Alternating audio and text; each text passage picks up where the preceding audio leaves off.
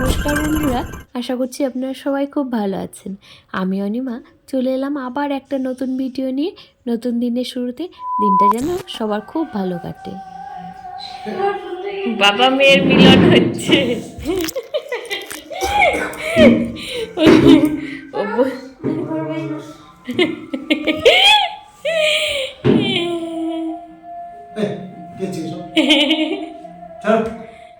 ওর পাপার সাথে ওর একটু মান অভিমান হয়েছিল, তাই সেটা মিটিয়ে নিচ্ছিল। আর সারাদিন আর ভিডিও করিনি, তো এই যে বিকেলবেলা এসেছিলাম আমরা একটু দোকানে।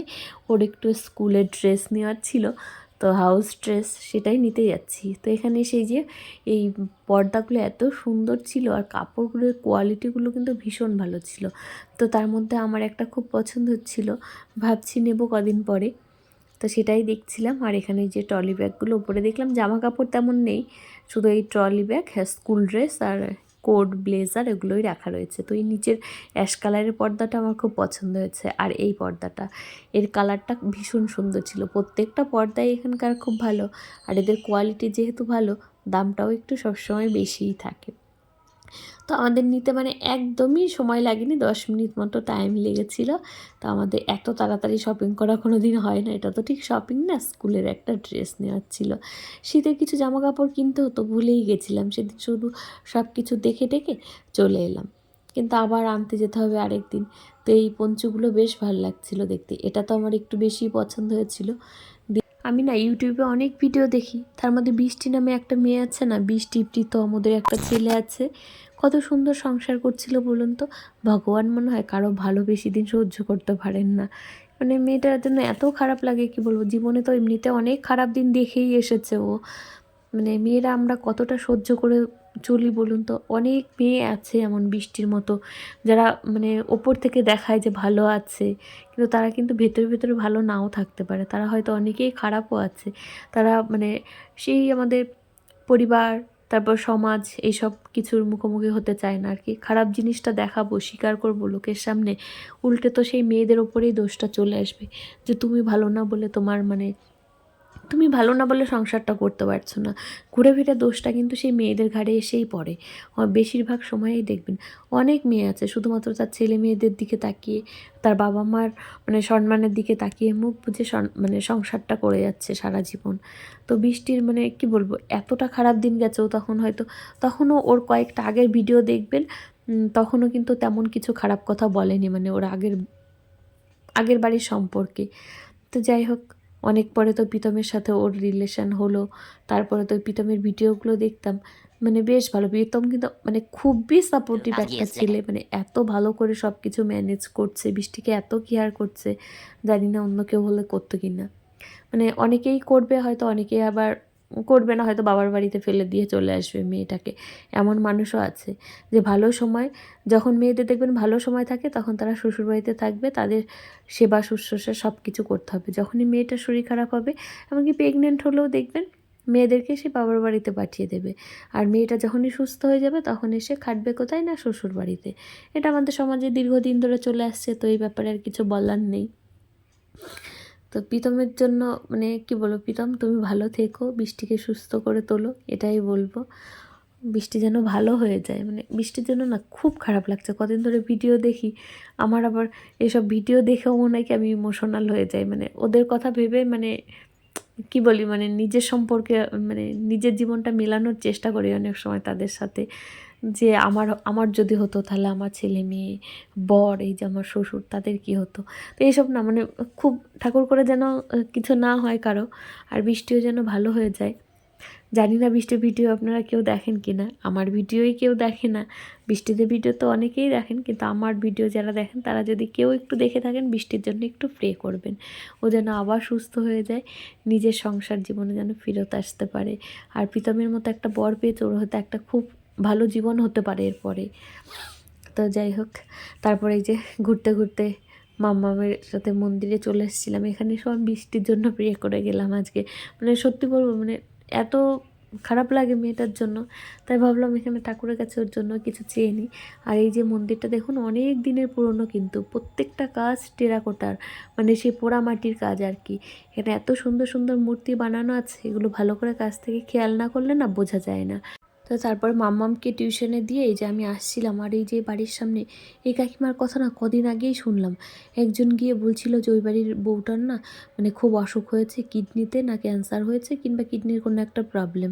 তো আজকে না হঠাৎ করে মানে বুকের ভেতরে এত খারাপ লাগছিল ধরাস করে, যে এসে দেখি কি হঠাৎ করে মানে পড়তে দিয়ে এসে বাড়ি ফিরছিলাম, তখন দেখি কাকিমাটা না আর নেই। শুনে এত খারাপ লাগছে কি বলবো। এই যে এখানে একটা বাড়ি দেখলেন কি সুন্দর বাড়িটা করেছিল, এই যে পাশে বাড়িটাতে হয়তো 4-5 বছর এসেছে। মানুষের কবে যে কি হয়, এত বড় একটা বাড়ি করেছে, বাড়িটা উনি ভোগও করতে পারলো না। এখন মানুষের যে অবস্থা, কবে আছি কবে নেই মানে সেটা বলাই হয়তো কেউ বলতেও পারবে না কে কবে কোথায় থাকবে। এই আজ ভালো আছে কাল নাও থাকতে পারে।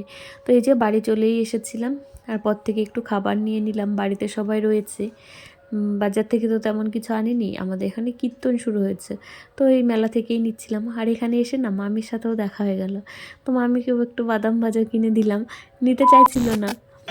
যাও তুমি যাও, কিছু শোনো না, ওই দুজন বাইরে আছে না, তাড়াতাড়ি যাও সন্ধে দিতে। আর এই যে দিয়া এসেছে আমার সাথে আজকে, তো আমার সব জিনিসপত্র নামিয়ে দিচ্ছে, ঠাকুরের প্রসাদগুলো তুলে দিল, থালা বাটিগুলো নামিয়ে দিল। ও বাবা তেল, হ্যাঁ দাও, কি সুন্দর হাত দিয়ে আবার ধরে রাখছে। পরেনি বাবা, আরেকটু লাগবে, এইটুকু তেল দিয়েছে আমার বাবা। ঠিক আছে ঠিক আছে, তাতেও পড়লো না, দুবার দিল। হ্যাঁ শঙ্খটা বাজাবো, আগে তো ওটা ধরাতে হবে না। তুমি ঠিক আছে, এদিকে এসো। আমাদের এখানে হরে কৃষ্ণ হচ্ছে কদিন ধরে, মানে নাম কীর্তন শুরু হয়েছে, কিন্তু আমরা এখনও যাইনি। একদিন এমনি রাস্তা দিয়ে আসার সময় দেখে এসেছিলাম।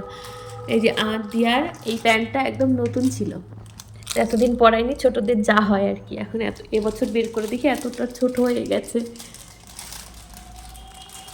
আরেকজন ঘুমোচ্ছে, তাই জন্য তিনি এখনো আসেননি। বের করতে পারতো না, আমি বের করে দিই।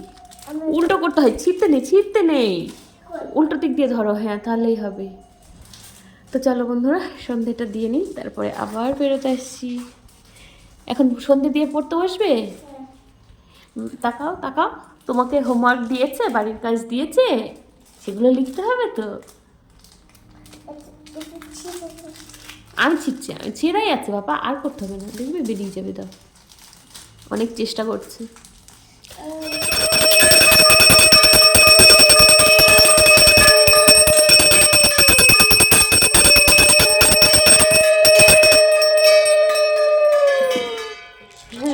এটা দেখার জন্য তো আমি ফোনটা চালু। হ্যাঁ টানবে আবার কি,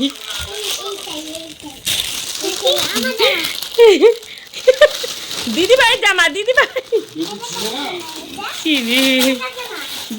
দিদিভাই দুটো স্কুলের ড্রেস।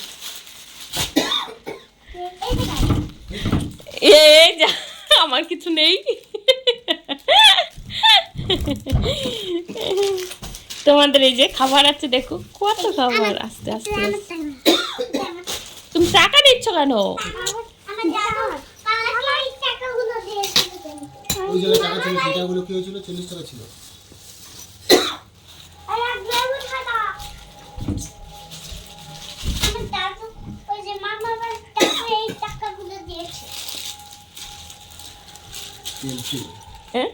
আরে সর্বনাশ, আর কোথায়? গাড়ির বাবা, লোক কোথায়? আমরা বড় একটা, সমুদ্র বড় একটা, একটা কথা বললো আমরা করে বলছি বাস স্ট্যান্ডে বসে একটা। সবসময় কি ইয়ে থাকতে পারে? এটা লঙ্কা, ওদেরগুলো তো দেখতে হয়। ওটা খাচ্ছিস তো, এটা খাবি?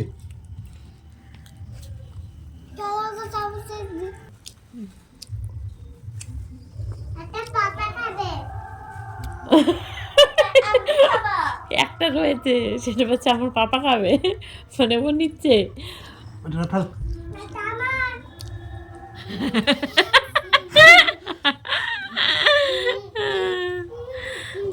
ভালো পাপা যাও না, পাপা অমনি করে না, এখানে রান্না না, এখন তোমাকে পড়াশোনা করতে হবে, পড়া হয়ে গেলে তারপর আমি নিয়ে আসবো। যাও, অমনি করে না, এত দুষ্টু।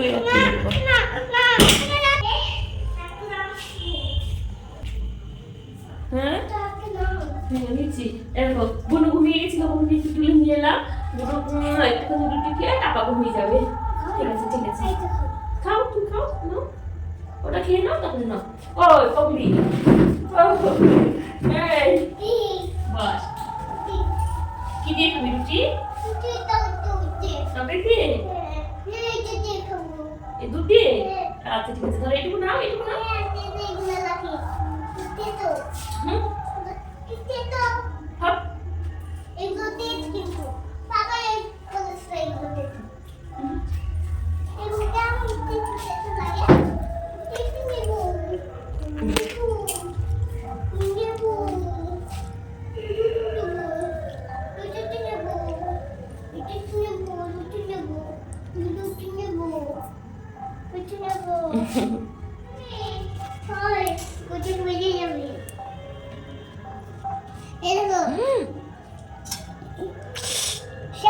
সব ফেলে দিলি তো তোর?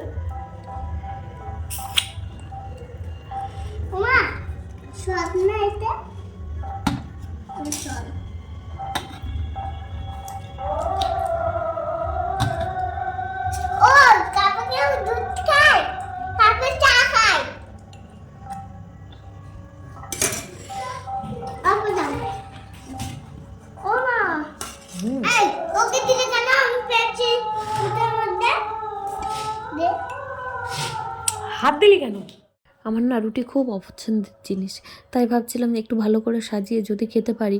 শেষ অবধি কিন্তু আমি খাইনি এই রুটি, আমি সেই মুড়ি তরকারি দিয়েই খেয়েছিলাম, আর হয়তো একটু ভাতও খেয়েছিলাম। মানে ভাত আমার খুব ফেভারিট, তার জন্য আমার এই চেহারা। তো এই যে সবার খাওয়া দাওয়া মোটামুটি হচ্ছিল। তো আজকের মতো ভিডিওটা এখানেই শেষ করব। সবাই খুব ভালো থাকবেন, সুস্থ থাকবেন, আর একটু পজিটিভ থাকবেন, যেহেতু সময় কখন কার কেমন কাটে বলা যায় না। তো ভিডিওটা এখানেই শেষ করলাম, সবাই খুব ভালো থাকার চেষ্টা করবেন।